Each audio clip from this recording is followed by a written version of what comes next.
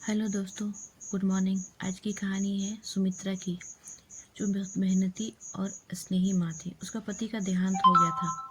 जब उसका बेटा 5 साल का था तो अकेले ही हर मुश्किल का सामना किया, खुद तक टिके सही और अपने बेटे की परवरिश में कोई कमी नहीं आने दी। दिन रात मेहनत करके पढ़ाया, अच्छे संस्कार दिए और एक काबिल इंसान बनाया।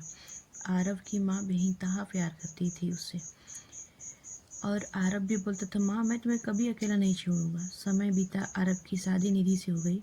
सुमित्रा को लगा कि उसका परिवार पूरा हो गया, लेकिन उसे क्या पता था उसकी खुशियों में नज़र लग चुकी थी। शादी के कुछ महीने बाद निधि का रवैया बदलने लगा और उसे सुमित्रा की हर बात बुरी लगने लगी। उसको हर चीज़ बोलने की ज़रूरत नहीं है, अब ये मेरा घर है, ताने मारने लगी। धीरे धीरे निधि ने आरव को भी अपनी बातों में लेना शुरू कर दिया। तुम्हारी माँ बस हमारे रिश्ते में दखल देती, हुक्म चलाती है। वो हर रोज़ आरव को मम्मी के खिलाफ भड़काती रही। आरव स्टार्टिंग में चुप रहता था, लेकिन बाद में वो धीरे धीरे वो भी निधि का साथ देने लगा।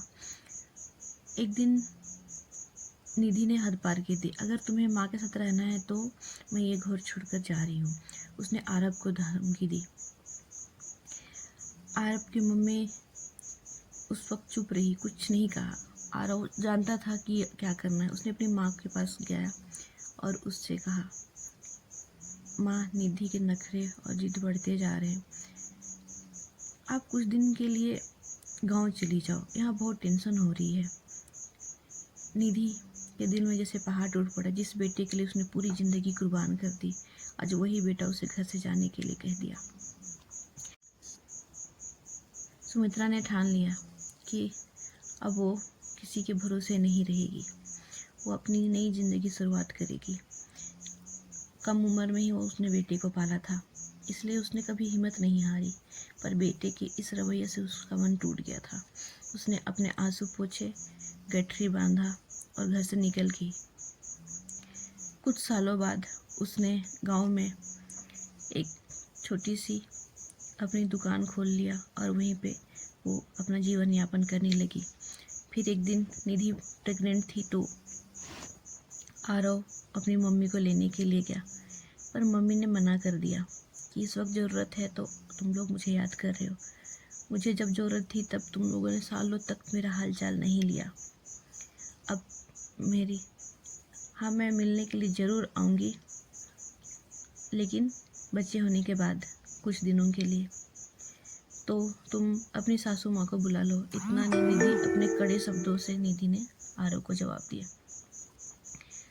और वो चुपचाप अंदर जाकर रोने लगी। और फिर आरव उदास मन से वापस लौट आया, क्योंकि उसको पता था कि अब माँ नहीं मानेगी। जिस बेइज्जती और तिरस्कार के साथ उस दोनों ने माँ को घर से निकाला था, उसके बाद उन दोनों ने पलट कर नहीं देखा था। वो जानता था कि आरव को पालने के लिए माँ ने बड़ी कष्ट किए हैं। फिर उसको एक मन में ये भी था कि माँ भी नाराज़ है, कुछ दिन बाद मैं आके माँ को मना लूँगा। और ये इतना सोचकर वो चुपचाप वो चला गया।